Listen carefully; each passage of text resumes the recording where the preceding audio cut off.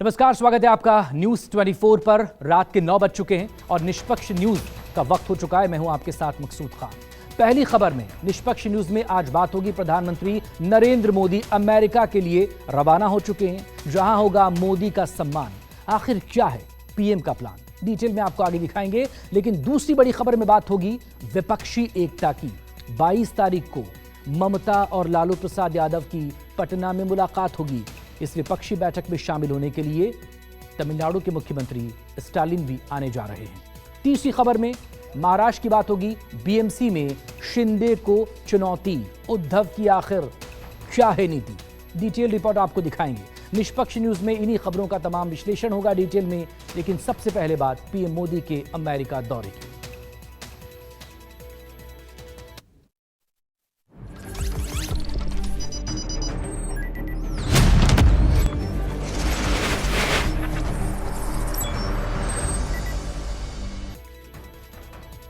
प्रधानमंत्री नरेंद्र मोदी अमेरिका के लिए रवाना हो चुके हैं। 2014 में प्रधानमंत्री बनने के बाद पीएम मोदी अब तक 7 बार अमेरिका का दौरा कर चुके हैं। लेकिन ये पीएम मोदी की अमेरिका की पहली राजकीय यात्रा है। 22 जून को व्हाइट हाउस में अमेरिकी राष्ट्रपति जो बाइडेन और फर्स्ट लेडी जिल बाइडेन ऐतिहासिक स्टेट डिनर में उनकी मेजबानी करेंगे। इस दौरे में पीएम मोदी अमेरिकी संसद को संबोधित करेंगे, तो साथ ही प्रवासी भारतीयों को भी संबोधित करेंगे। पीएम मोदी के इस स्टेट विजिट में भारत और अमेरिका के बीच कई अहम रक्षा सौदों को भी मंजूरी मिलेगी।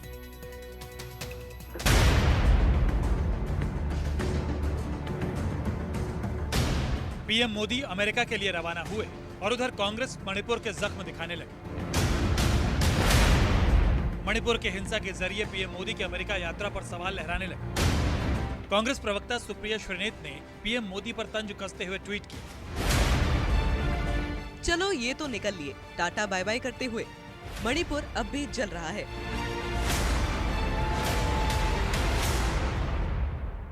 सुप्रिया श्रीनेत के बाद कांग्रेस ने अपने आधिकारिक ट्विटर हैंडल से पीएम मोदी पर तंज वाला पोस्टर साझा करते हुए ट्वीट किया, जिम्मेदारी से भागने का मेरा पुराना नाता, प्रचार के अलावा मुझे कुछ नहीं आता।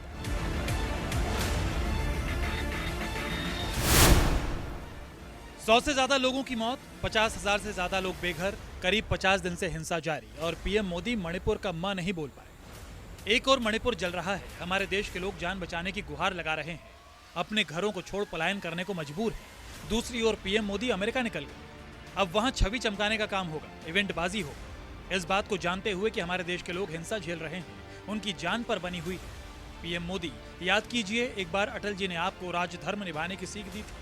ये वही वक्त है जब राजधर्म निभाया जाए। मणिपुर जलता रहा और आपने शांति की अपील तक नहीं की। ये वक्त अपने देश के लोगों के साथ खड़े होने का है, ना कि छवि चमकाने का। जिम्मेदारी से भागिए मत।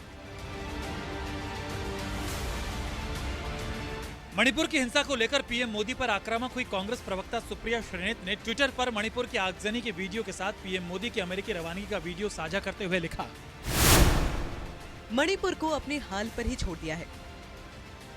सोशल मीडिया पर पीएम मोदी को घेरने वाली कांग्रेस मणिपुर की हिंसा को लेकर मीडिया से भी मुखातिब हुई। कांग्रेस नेता और मणिपुर के पूर्व मुख्यमंत्री इकराम इबोबी सिंह ने मणिपुर की हिंसा को राज्य की डबल इंजन की सरकार की नाकामी का नतीजा बता दिया। तो पार्टी के दूसरे नेताओं ने पीएम मोदी पर मणिपुर की समस्या से आंख मूंदने का इल्जाम चस्पा कर दिया। As a national issue of this vast country, if they think that if they take Manipur is also part of India, at least 5-10 minutes, Honorable Prime Minister will spare for us. I should say, incapable of double engine government in Manipur for handling of this situation. 10 जून से मणिपुर के जितने भी वरिष्ठ नेतागण हैं, Bharatiya Janata party के, प्रधानमंत्री जी से मिलने के अपॉइंटमेंट के लिए कोशिश कर रहे हैं। मनोज शुक्ला, जो वर्तमान में एक पिक्चर बनी है, उस पर काफी चर्चित हैं, उस व्यक्ति ने ट्विटर में लिख दिया और हर जगह लिख दिया कि मैं तो प्रधानमंत्री जी को बिना अपॉइंटमेंट का मिलता हूं। मोदी जी के नेतृत्व में जो भारत की ताकत का उदय आज विश्व में हम देख रहे हैं, ये जो स्वागत ये भारत की धमक आज पूरे विश्व के अंदर जारी है, क्योंकि प्रधानमंत्री मोदी जी के इन 9 वर्षों में भारत जलवायु में, पर्यावरण में नायक बना है। अमेरिका के राजकीय दौरे पर रवाना होने से पहले पीएम मोदी ने अमेरिका के नामी अखबार वॉल स्ट्रीट जर्नल को दिए इंटरव्यू में चीन को सख्त संदेश दिया है, तो लगे हाथ भारत और अमेरिका के मजबूत होते रिश्तों पर भी बात की है। पीएम मोदी ने कहा, चीन के साथ सामान्य द्विपक्षीय संबंधों के लिए सीमा क्षेत्रों में शांति और स्थिरता जरूरी है। भारत संप्रभुता और क्षेत्रीय अखंडता के सम्मान में विश्वास रखता है। भारत किसी भी मतभेद और विवाद के कानूनी और शांतिपूर्ण हल का पक्षधर है, लेकिन अपनी संप्रभुता और मान सम्मान की रक्षा के लिए पूरी तरह तैयार और समर्पित भी है। सभी देशों को अंतर्राष्ट्रीय कानूनों और देशों की संप्रभुता का सम्मान करना चाहिए। विवादों का हल कूटनीति और बातचीत से होना चाहिए, युद्ध से नहीं। कुछ लोग कहते हैं कि हम तटस्थ हैं, लेकिन हम तटस्थ नहीं हैं, हम शांति के पक्षधर हैं। चीन को दो टूक संदेश देने के साथ ही पीएम मोदी ने भारत अमेरिका के बीच बढ़ते विश्वास का भी जिक्र किया, तो लगे हाथ ये भी कह दिया कि भारत किसी दूसरे देश का पिछलग्गू नहीं है।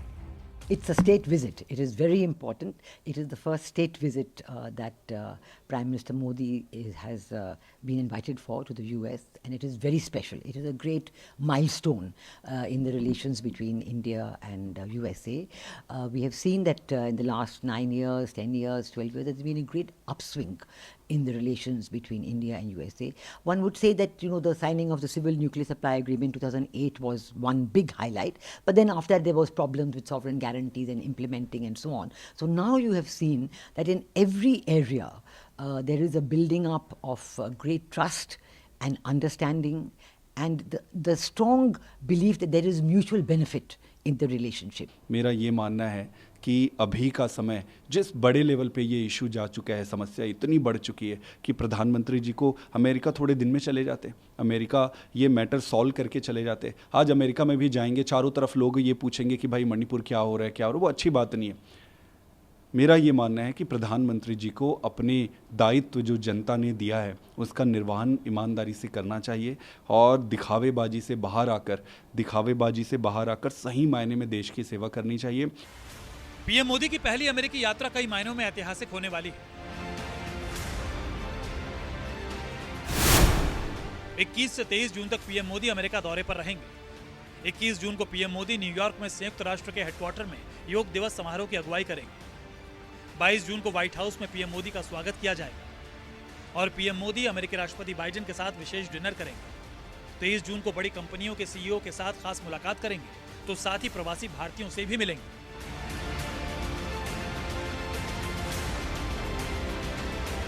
पीएम मोदी के इस दौरे पर भारत और अमेरिका के बीच डिफेंस, बिजनेस, टेक्नोलॉजी और स्ट्रैटेजिक डीलों पर मुहर लगेगी, लेकिन डिफेंस डील सबसे ज्यादा अहम मानी जा रही है। पीएम के इस दौरे पर भारत अमेरिका के बीच भारत को सुपर पावर बनाने वाली अब तक की सबसे बड़ी डिफेंस डील होने वाली है। इससे भारत की ताकत कई गुना बढ़ जाएगी। भारत और अमेरिका के बीच जिन 6 डिफेंस डील पर मुहर लगेगी उनमें भारत में GE-414 जेट इंजन का निर्माण, M777 लाइट होवित्जर तोप अपग्रेड का ऑफर, स्ट्राइकर बख्तरबंद वाहन का साझा उत्पादन, अमेरिकी प्रीडेटर ड्रोन भारत को ट्रांसफर, लंबी रेंज वाली अमेरिकी मिसाइल और बम का निर्माण, INS विक्रांत के लिए 26 F-18 फाइटर विमान की बिक्री। हाल के कुछ सालों में भारत और अमेरिका के बीच रक्षा संबंध बेहतर हुए हैं और जानकारों के मुताबिक इसकी वजह दोनों देशों के अपने अपने हित हैं। चीन हिंद महासागर क्षेत्र में आक्रामक रुख अपनाए हुए है, इसे लेकर अमेरिका के साथ उसका टकराव बरकरार है। अमेरिका भारत को चीन का मजबूत प्रतिद्वंदी मानता है। दोनों देश ऑस्ट्रेलिया और जापान के साथ मिलकर क्वाड सुरक्षा समूह का भी हिस्सा है, जो चीन को कड़ा संदेश देता है। दिव्या अग्रवाल के साथ रमन कुमार, न्यूज़ 24। तमिलनाडु के मुख्यमंत्री M.K. स्टालिन 23 जून को पटना में होने वाली विपक्षी बैठक में शामिल होने के लिए तैयार हो गए हैं। नीतीश कुमार का तमिलनाडु दौरा अचानक कैंसिल होने के बावजूद तेजस्वी यादव जेडीयू नेता संजय झा के साथ तमिलनाडु के तिरुवरूर पहुंचे, जहां वे दिवंगत M. करुणानिधि के स्मारक के उद्घाटन समारोह में शामिल हुए। हालांकि दिल्ली के मुख्यमंत्री अरविंद केजरीवाल ने साफ कह दिया कि विपक्षी बैठक का मुख्य मुद्दा अध्यादेश होगा और कांग्रेस को अपना रुख इस पर स्पष्ट करना होगा।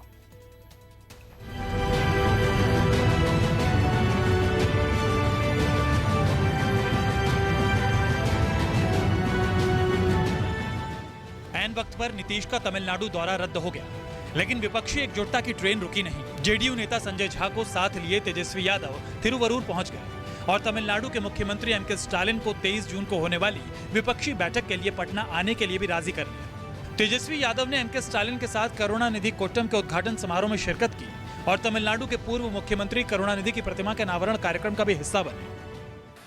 Today, as we stand at a crossroad in the history of our great nation, it is important that we imbibe the spirit of Karunanidhi ji's governance model at the national level. We must weave together the fabric of social justice, equality, the empathy into the very core of our governance structure. அண்ணன் துரைமுருகன் உள்ளிட்ட அமைச்சர் பெருமக்களே, தோழமை கட்சிகளை சார்ந்திருக்கக்கூடிய தலைவர் பெருமக்களே, 23 जून की बैठक में शामिल होने के लिए तमिलनाडु के मुख्यमंत्री करुणानिधि की रजामंदी हासिल होने से विपक्षी खेमे का उत्साह बढ़ना स्वाभाविक है, लेकिन जिन 18 दलों को पटना पहुंचना है उन सभी की दिशा एक नहीं है। मसलन ममता बनर्जी, अखिलेश यादव और केसीआर को अब भी कांग्रेस से दिक्कत है, तो वहीं केंद्र के अध्यादेश पर कांग्रेस का समर्थन नहीं मिलने से नाराज दिल्ली के मुख्यमंत्री अरविंद केजरीवाल का हमला कांग्रेस पर लगातार बढ़ता जा रहा है। केजरीवाल ने एक बार ये दावा किया है कि पटना में विपक्षी दलों की बैठक का मुख्य मुद्दा केंद्र का अध्यादेश ही होगा और कांग्रेस को अपना स्टैंड स्पष्ट करना होगा। इस कांग्रेस से मैं उम्मीद करता हूँ सारी पार्टियां पूछेंगी उस मीटिंग में, भाई आप अपना स्टैंड बताइए। और मैं समझता हूँ कि सबसे पहला उस मीटिंग का सबसे पहला एजेंडा होगा अध्यादेश, कि दिल्ली के अंदर जनतंत्र को ख़त्म करने के लिए, और मैं वहाँ सारी पार्टियों को समझाऊंगा, टेक्निकली भी कॉन्स्टिट्यूशन लेके जाऊंगा, मैं संविधान लेके जाऊंगा, कि आप ये ना समझें कि ये दिल्ली आधा राज्य है इसलिए दिल्ली के बारे में ये अध्यादेश आया है। ये अध्यादेश तमिलनाडु में भी आ सकता है, ये अध्यादेश महाराष्ट्र में भी आ सकता है, वेस्ट बंगाल में भी आ सकता है, पंजाब में भी आ सकता है। सीएम अरविंद केजरीवाल ने दिल्ली में कानून व्यवस्था के बिगड़ते हालात को लेकर एलजी विनय सक्सेना को भी चिट्ठी लिखी है। मीडिया से मुखातिब दिल्ली के मुख्यमंत्री ने अध्यादेश को बीजेपी की साजिश बताया, तो साथ ही ये सवाल भी दागा कि अगर अधिकारी मंत्री का आदेश ना माने और एलजी कैबिनेट का फैसला बदल दे तो फिर चुनी हुई सरकार का मतलब ही क्या रह जाएगा। अध्यादेश के अंदर जिसके जरिए मंत्री और मुख्यमंत्री, जो चुनी हुई सरकार है, जो चुनी हुई कैबिनेट है, उसके ऊपर हर जगह इन्होंने एक अफसर को बिठा दिया। अब डिपार्टमेंट्स में मंत्री की नहीं चलेगी, अफसर की चलेगी। अफसर को मंत्री का बॉस बना दिया। कैबिनेट के अंदर कैबिनेट की नहीं चलेगी, चीफ सेक्रेटरी की और एलजी की चलेगी, उसके ऊपर उन्होंने चीफ सेक्रेटरी को बिठा दिया। एक ये कहने को एक अथॉरिटी बना दी, अथॉरिटी के अंदर 2 अफसर केंद्र सरकार के होंगे और एक मुख्यमंत्री होगा, तो इसके अंदर मुख्यमंत्री के ऊपर 2 अफसरों को बिठा दिया। तो हर जगह इन्होंने अफसरशाही को सारा कंट्रोल दे दिया और अफसरशाही केंद्र सरकार कंट्रोल करेगी। अफसरों के ऊपर केंद्र सरकार का कंट्रोल होगा, सर्विसेज के जरिए और विजिलेंस के जरिए। तो एक तरह से केंद्र सरकार दिल्ली सरकार को अफसरों के जरिए चलाना चाहती है। 177 करोड़ रुपए का शीश महल दिल्ली की गरीब जनता की टैक्स पे से साहिब के लिए बनाया जा रहा है। 32 अधिकारियों के घर बदले गए, केवल साहब के शीश महल के दर्शन हो सके। ये आधुनिक भारत के नए मुगल सुल्तान आए हैं जो जनता का कर का पैसा अपने ऐशोराम, स्विमिंग पूल, पर्दे उसके लिए खर्च कर रहे हैं। जांच होनी चाहिए, दोषी पकड़े जाने चाहिए, बख्शे नहीं जाने चाहिए। केंद्र के अध्यादेश के बहाने पटना की बैठक में क्षेत्रीय क्षत्रप कांग्रेस को कटघरे में खड़ा कर सकते हैं, तो वहीं ममता बनर्जी और अखिलेश यादव सरीखे नेता कांग्रेस पर बंगाल और यूपी में चुनाव न लड़ने की मांग कर सकते हैं। साफ है कि विपक्षी एकता में अब भी कई झोल हैं, जिससे पार पाना आसान नहीं दिख रहा है। दिल्ली से वरुण सिन्हा के साथ सौरभ कुमार, पटना, न्यूज़ 24।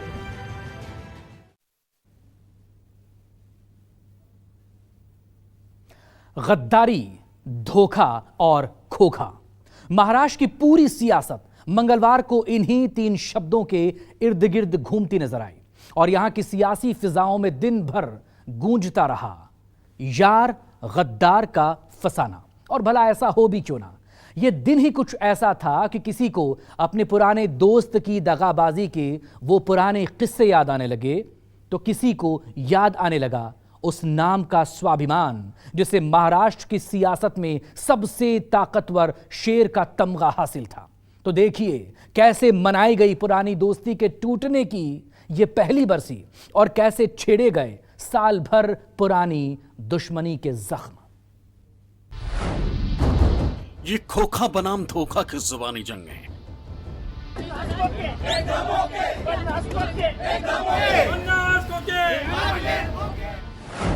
ये होशियार बनाम गद्दार पर तकरार है।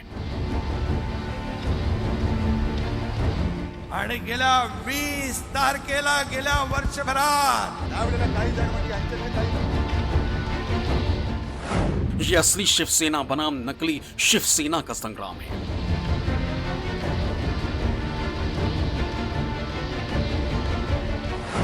ये बाला साहेब के असली सियासी वारिस पर वाक युद्ध है। त्या गद्दारीने 1 वर्ष होईल या गद्दारीला। ज्यांनी बाळासाहेबांचं स्वप्न साकार करणाऱ्यांच्या बरोबर युती केली, मग चुकलं कोण? आम्ही का तुम्ही? ये महाराष्ट्र का महायुद्ध है। महाराष्ट्र के उस महाविकास आघाड़ी की चलती फिरती सरकार को अचानक औंधे मुंह गिरे आज पूरे 1 साल गुजर चुके हैं, मगर असली शिवसेना बनाम नकली शिवसेना का संग्राम यहां अभी भी जारी है।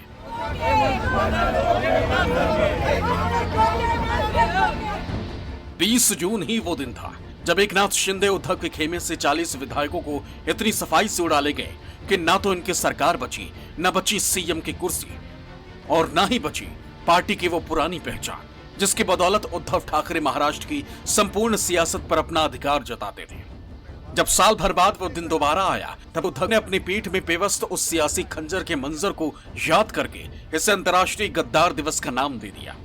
उनके सबसे बड़े सिपहसालार संजय राउत तो इनसे भी एक कदम और आगे निकल गए। उन्होंने बाकायदा यूनाइटेड नेशन के सेक्रेटरी जनरल को चिट्ठी लिखकर 20 जून को सारी दुनिया में गद्दार दिवस मनाने की मांग कर डाली। आजकल इस देश में आपकी पूरी राजनीति गद्दारी के ऊपर ही खड़ी है, गद्दारी की नींव पर खड़ी है, और हमारे प्राइम मिनिस्टर, हमारे गृह मंत्री, केंद्र की सरकार गद्दारी को इनकरेज कर रही है, उत्तेजन दे रही है। महाराष्ट्र में आज के ही दिन हमारे 40 विधायक जो शिवसेना के चुनाव चिन्ह पर चुनकर आए थे, उद्धव ठाकरे बीमार पड़ने के बाद छोड़कर चले गए, और उनके पीछे था हमारा प्राइम मिनिस्टर ऑफिस, हमारा गृह मंत्रालय, और सिर्फ पैसा ही पैसा।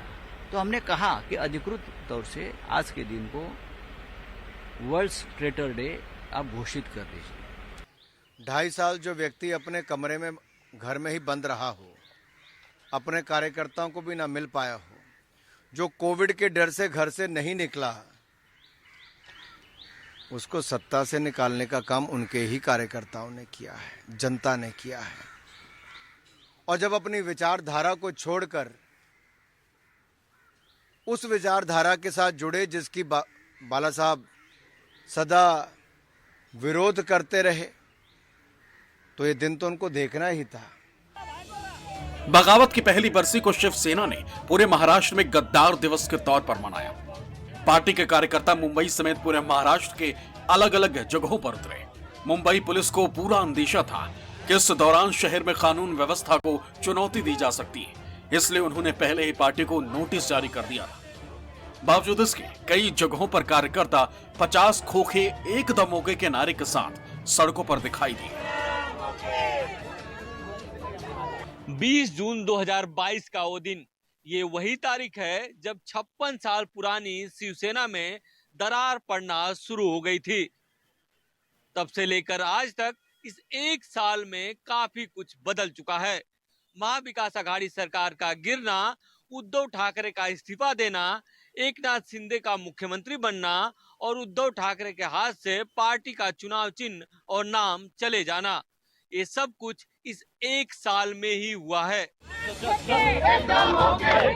उस बगावत के इस बरसी पर शिंदे सरकार के खिलाफ शिवसेना के सहयोगी एनसीपी भी कदम से कदम मिलाकर चलती दिखाई दी। मुंबई में पार्टी की तरफ से विरोध प्रदर्शन की कमान पार्टी के कार्यकारी अध्यक्ष सुप्रिया सुले ने खुद संभाली।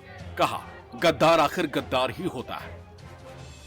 महाराष्ट्र के माननीय मुख्यमंत्री जी, मुझे सिर्फ बड़ी विनम्रता से उनको एक ही छोटा सा सवाल पूछना है, एक छोटा सा सवाल, एक उनकी छोटी बहन के नाते पूछना चाहती हूँ कि 2.5 साल जब आप महाविकास आघाड़ी में मंत्री थे तब आपको ऐसा क्यों नहीं लगा? और दूसरी बात, गद्दार गद्दार होता है, चोर चोर होता है, अच्छा आदमी होता है, ऐसा थोड़ी किसी ने कहा है। ऐसा आप होता है कि अगर आप चोरी पकड़े तो आप ही उसको चोर बोलेंगे, मैं नहीं बोलूंगी।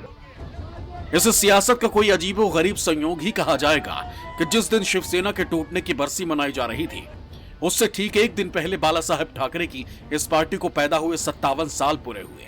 इस मौके पर पूरे दिन शिवसेना के दोनों गुटों के बीच खुद को बाला साहेब का असली वारिस बताने की होड़ लगी रही। उद्धव जहां इसे शिंदे की गद्दारी साबित करने में जुटे रहे, तो जवाब में शिंदे ने इसे स्वाभिमान का नाम देकर ठाकरे पर बरस पड़े। आपल्यातल्या हरामखोरांनी तर दिलेलंच आहे, पण आपल्या एकेकाच्या मित्रांनी दिलेलं आहे। उद्या गद्दार दिन आहे, 1 वर्ष होईल उद्या गद्दारीला। या 1 वर्षामध्ये आपलं नाव त्यांनी चोरलं, पक्ष चोरला कागदावरती, असं त्यांना वाटतंय। माझे वडील चोरायला निघाले होते, म्हणजे आज उद्धव ठाकरेला काय किंमत आहे? पण तरी अमित शहाला महाराष्ट्रात यावं लागतं आणि भाषणामध्ये सातत्याने उद्धव ठाकरेचा जप करावा लागतो। आम्ही ज्यांनी बाळासाहेबांचं स्वप्न साकार करणाऱ्यांच्या बरोबर युती केली, मग चुकलं कोण? आम्ही का तुम्ही? आणि म्हणून गद्दार कोण, बेईमान कोण, विश्वासघातकी कोण, हे सांगा। ही जनता सुज्ञ है। साल भर के बाद अगर शिवसेना के दोनों गुटों की सियासी ताकत का आकलन करना चाहे तो फिलहाल शिंदे गुट का पलड़ा ज्यादा भारी दिखाई देता है। शिंदे गुट के पास अभी शिवसेना के कुल 55 में से 40 विधायकों का समर्थन प्राप्त है, जबकि उद्धव को सिर्फ 15 विधायकों का ही समर्थन हासिल है। लोकसभा के 13 सांसद शिंदे गुट और बाकी उद्धव गुट के साथ हैं। कई राज्यों के संगठनों पर भी शिंदे गुट उद्धव गुट पर हावी है। साल 2024 महाराष्ट्र के महासंग्राम में निर्णायक भूमिका निभाने वाला है। अगले साल वहां लोकसभा चुनाव के साथ साथ विधानसभा के भी चुनाव होने वाले हैं। इतना ही नहीं, उससे पहले यहां बीएमसी चुनाव भी तय है। यही वजह है कि शिवसेना के दोनों गुटों के अभी से ताकत आजमाइश की होड़ शुरू हो गई। दोनों के बीच खुद को बाला साहेब का असली उत्तराधिकारी बताने की होड़ ही इसलिए है ताकि शिवसेना के वोट बैंक को अपने पाले में लाया जा सके। ऐसे में आने वाले दिनों में महाराष्ट्र का ये महासंग्राम और घनघोर हो सकता है। इंद्रजीत के साथ राहुल पांडे, मुंबई न्यूज़ 24।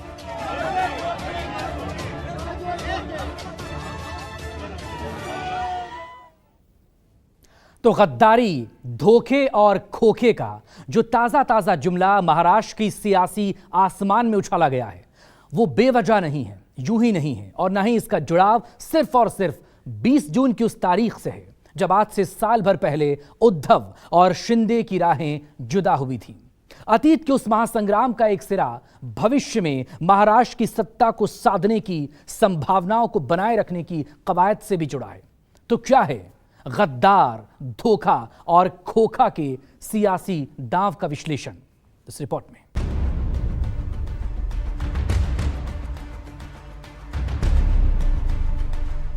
चोरी की है, चोरी कर रहे हैं, दिन दहाड़े कर रहे हैं। जो साल भर पहले जिगरी यार थे वो आज गद्दार गद्दार चिल्ला रहे हैं। जिनमें साल भर पहले गजब का याराना था, आज उनकी जुबान पर सिर्फ गद्दारी का ही तराना है और गद्दारी का ही फसाना है।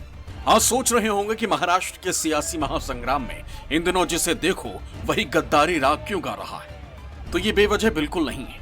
इसके पीछे अगले साल होने वाले लोकसभा और विधानसभा के चुनावों से खुद को इतना मजबूत करने की चाल है कि इनके लिए चुनावी राह आसान हो जाए। और वो होगा कैसे? तो निकाय चुनावों को जीतकर। जी हाँ, ये सारी कवायद निकाय चुनाव की है। वैसे तो दोनों गुटों की नजर पूरे महाराष्ट्र के निकायों पर है, मगर असली जंग बीएमसी पर कब्जे की होगी। इसकी शुरुआत उसी दिन हो गई थी जब कैग की रिपोर्ट में बीएमसी में भ्रष्टाचार का मामला सामने आने के बाद शिंदे सरकार ने भ्रष्टाचार पर ज्वाइंट सीपी की अध्यक्षता में 3 सदस्यीय जांच टीम का गठन किया। जवाब में उद्धव एक कदम और आगे निकल गए। उन्होंने बीएमसी में गड़बड़झाला को लेकर शिंदे सरकार पर हमला तो बोला ही, साथ ही 1 जुलाई को बीएमसी मुख्यालय तक मोर्चा निकालने का भी ऐलान कर दिया। आता मात्र कोणतेही काम असलं तरी बेधडकपणाने महापालिकेचा पैसा वापरला जातोय। माझ्या कानावर असं आलं की जवळपास आतापर्यंत साधारणतः 7,000 ते 9,000 कोटी त्या एफडी मधनं वापरण्यात आलेले आहेत। हा जनतेचा पैसा आहे आणि या जनतेच्या पैशाची लूट, त्याचा हिशोब हा जनतेला त्यांना द्यावाच लागेल आणि तो हिशोब, त्याचा जाब विचारण्यासाठी येत्या 1 तारखेला 1 जुलैला मुंबई महापालिकेवरती शिवसेना विराट मोर्चा काढणार आहे। आणि मला माहिती आहे की तेव्हा आयुक्त असतील नसतील, पण शेवटी मुंबईकरांच्या मनातलं असंतोषाचं एक प्रतीक आहे, त्याला वाचा फोडणं आहे, ते आम्ही करणार आहोत। उद्धव ठाकरे का आरोप है कि बीएमसी में प्रशासक की मदद से शिंदे सरकार लूट खसोट मचा रही, तिजोरी को खाली किया जा रहा है। अब तक फिक्स्ड डिपॉजिट से 8 से 9 हजार करोड़ रुपए निकाले जा चुके हैं। जब शिंदे से इसके बारे में जवाब मांगा गया तो उन्होंने हिंदी का उल्टा चोर वाला मुहावरा हवा में उछाल दिया। भ्रष्टाचाराच्या विरुद्ध दरोडा टाकणाऱ्यांनी चोरीची भाषा करणं हे त्यांच्या तोंडी शोभत नाही। गेले 15-20 वर्ष ज्यांनी मुंबई महापालिकेवर दरोडा टाकला, मुंबई महापालिकेचे हजारो कोटी कुठे गेले याचा हिशोब कॅग आता विचारणार आहे। SIT डिक्लेअर झालेली आहे, त्यामुळे त्यांच्या पायाखालची वाळू सरकलेली आहे। दिशाभूल करण्याचा प्रयत्न आहे, परंतु दिशाभूल होणार नाही। दूध का दूध पानी का पानी होईल आणि यामध्ये उल्टा चोर कोतवाल को डांटे असा विषय है। निकाय चुनावों की सुगबुगाहट जैसे जैसे बढ़ रही है, वैसे वैसे दोनों गुटों के लिए अपने नेताओं को अपने पाले में रखना मुश्किल साबित हो रहा है। कुछ दिनों पहले उद्धव गुट में तेज तर्रार नेता की पहचान रखने वाली मनीषा कायंदे ने एक झटके में एकनाथ शिंदे का दामन थाम लिया। मैंने 2012 में शिवसेना में प्रवेश किया था। मैं हमेशा ही शिवसेना की मतदार रह चुकी हूँ, मगर 2019 के बाद महाविकास आघाड़ी बनी, एक पक्ष का आदेश होता है, उसको मैं फॉलो करती रही, मगर आगे उस आदेश को फॉलो करना राष्ट्रवादी और कांग्रेस पार्टी के साथ और ज़्यादा देर चलना ये घातक है। इसमें जो असली शिवसेना है, जो हिंदुत्ववादी विचारों की शिवसेना है, बाला साहब ठाकरे की शिवसेना है, ये कहीं ना कहीं उसको डगमगाने का काम हो रहा था और ज़्यादा ये मैं सहन नहीं कर पा रही और इसलिए मैंने माननीय एकनाथ जी शिंदे इनके नेतृत्व को स्वीकारा। वो पहले भी हमारे नेता थे, आज भी। दरअसल महाराष्ट्र में जल्द ही निकाय चुनाव होने वाले और बीएमसी की सत्ता पर हर कोई काबिज होना चाहता है। बीएमसी पर पिछले 25 साल से शिवसेना के उद्धव गुट का कब्जा है, तो इस बार बीजेपी शिंदे की मदद से हर हाल में इस पर अपना कब्जा चाहती है। यही वजह है कि इन दिनों पार्टी के नेता एक्शन मोड में दिख रहे हैं। जरा सोचिए, जब निकाय चुनावों को लेकर गद्दारी पर इतना गदर मचा है, तो लोकसभा चुनावों के आने तक महाराष्ट्र का महासंग्राम कैसा होगा। मुख्यमंत्री एकनाथ शिंदे ने बीएमसी में कथित घोटाले को लेकर SIT के गठन की मंजूरी दी, तो उद्धव ठाकरे ने बीएमसी में इस समय हो रहे कथित घोटाले को लेकर विराट मोर्चे का ऐलान कर दिया। दोनों ही नेता कह रहे हैं कि उल्टा चोर कोतवाल को डांटे। अब सवाल ये है कि इसमें चोर कौन है। क्या जनता को कभी ये पता चल पाएगा या दोनों ही तरफ से एक दूसरे के खिलाफ परसेप्शन बनाने की राजनीति चल रही है। क्योंकि बीएमसी का चुनाव नजदीक है, इसलिए दोनों ही पार्टियां एक दूसरे के खिलाफ कोई कोर कसर नहीं छोड़ना चाहती। क्या मैं अखिलेश ठाकुर के साथ इंद्रजीत सिंह, न्यूज़ 24 मुंबई।